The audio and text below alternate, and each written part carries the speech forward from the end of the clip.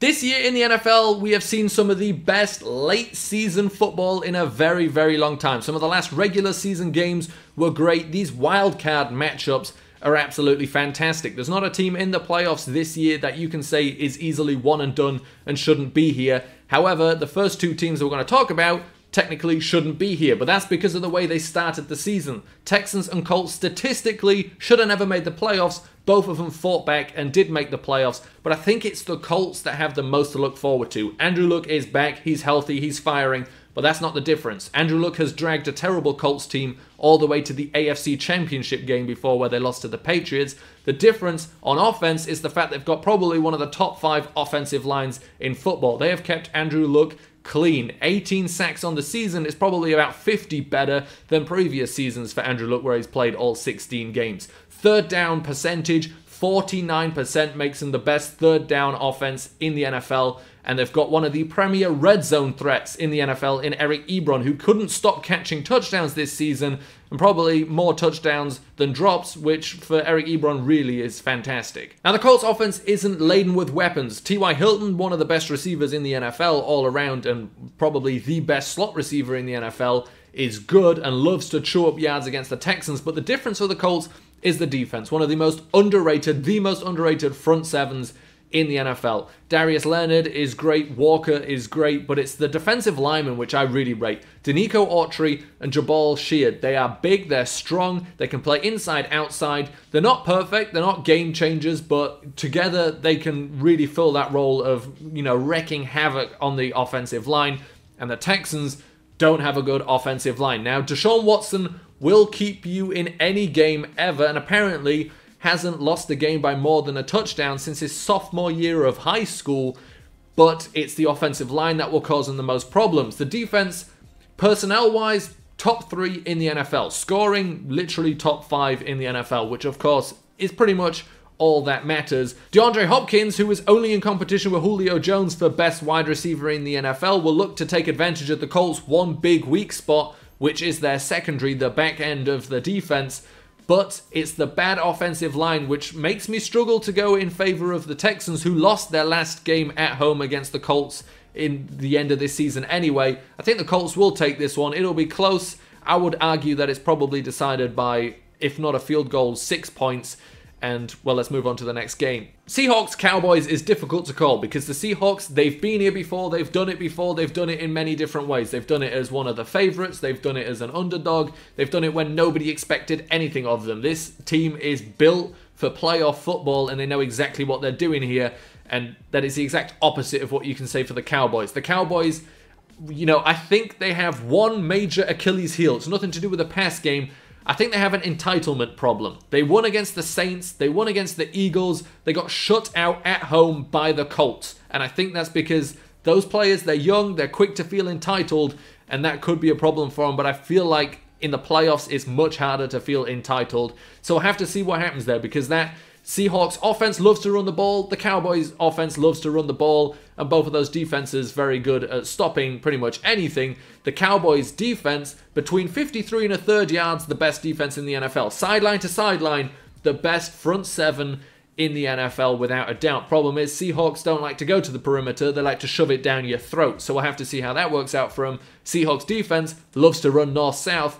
Offense for the Cowboys loves to run north-south. It'll be a close game. Don't let Pete Carroll hear you say they're rebuilding, but I would argue they are retooling. For that reason, I think this game will be won by a field goal. It's going to be a field goal late in the game and a failed Hail Mary or something like that to end this game. And I think the Cowboys at home can take this one. Not in a rebuilding year, in a retooling year. They're just adding a few players, trying to get them up to speed. They're young. I think next season, though, should be back to where they want to be.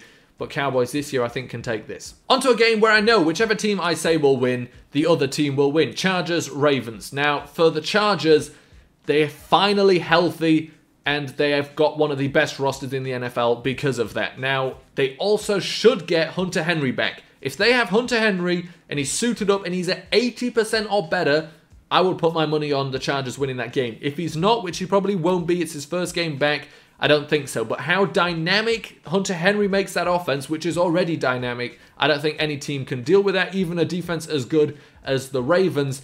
But now I've been wrong on the Chargers more than any other team. I say Chargers are going to win and they lose by a field goal to the Cleveland Browns. So I'm not going to say the Chargers win because I feel like every game they play feels like a scrap. If they win by 3 touchdowns, it still felt like they were fighting for all of those touchdowns. So interesting team in that sense. But the Ravens, dark horse of these playoffs because of the recent scheme change. But if one team knows them, it's the Chargers who played them 2 weeks ago. But the thing for them is the Ravens, they've only won, in their streak of winning games, they've only won 1 game against a team with more than 7 wins, which you could put against them, but that one team were the Chargers, so that doesn't really go against them. They've got the old school model for championship winning success, elite defense, and a lot of running the ball. But here's a nugget from me you can put on a t-shirt. Defense wins championship games, it does not win playoff games. High-flying offenses, I feel like, go through the playoffs a lot easier than teams with strong defenses but not such strong offenses. But then when it gets to that championship game, those big defenses tend to always step up.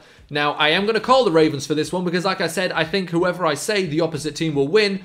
If the Ravens don't go through in the playoffs this year, it's not a problem. It's a young team. I think they will take that. John Harbaugh will be back. The Chargers are a little bit more win now, but they're pretty young as well. But I'll just go Ravens. Chargers will probably win. But I do, honestly, I think because of the last game, I do feel like the Ravens can win this one. They'll struggle against the Patriots if they go to play against them. And then the final game of the playoffs, Eagles at Bears. Who on earth knows what's going on with Nick Foles? Literally nobody, otherwise they wouldn't be winning games. However, Nick Foles is a little bit injured, and the Bears do have the single best defense in the NFL. It's the single best defense we've seen probably since the Seahawks stopped the best offense we've seen in NFL history in the Broncos, and that's how good they are this year. Maybe even slightly better. Now, the Eagles are underdogs in this game. Statistically, all the way through the playoffs last year, they kept true to that. When they are the underdogs in the playoffs, they have never lost a game. They are still the underdogs in the playoffs right now. Do they continue that statistical streak? The problem is, I think there's enough problems within the Eagles coming up against the Bears. That means they won't, but for that very reason, they tend to win. But the Bears do, honestly, in my opinion, and it should be your opinion as well, because I think it's fact, have the best defense in the NFL. They're like the 2002 Buccaneers in the fact that they score so many touchdowns, it doesn't matter what the offense does. I think this team is the 2012 49ers. Vic Fangio-led defense. They love to hunt the quarterback. And the offense isn't actually that strong. That 49ers offense was 8th worst in the NFL on 3rd down. However, the Bears are 10th best, tied for 10th best in the NFL on 3rd down. I think they're slightly more functional. Now, of course, the 49ers could hit you big with Colin Kaepernick, but I think these Bears, especially with Nagy, he's going to pull out some trick plays. I do think they've got enough to be able to go all the way through the playoffs. I think you'll see them in the NFC Championship game against the Saints. Now, it's going a few weeks ahead, but honestly, I think they can go all the way through. I will keep going for them all the way through.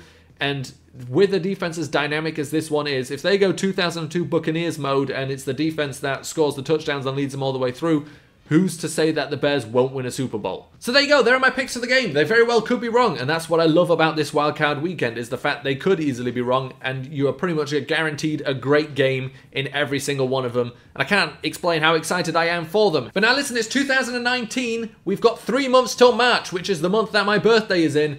And I'm challenging myself and you, if you're watching this and you haven't subscribed yet, to get to 50,000 subscribers before that point. So if you're still watching at this point, if you have not subscribed yet, please do so. It will help me get to 50,000 subscribers, which is just a goal I've set for myself, which I think will be a lot of fun to get to, and it'd be a lot of fun if you helped me. And feel free to leave some comments on your opinions on these games. I am more than happy to have friendly discussions. I'll be trying to get into a lot more of those. That's why I wanted to make some videos like this, so we can actually discuss some things.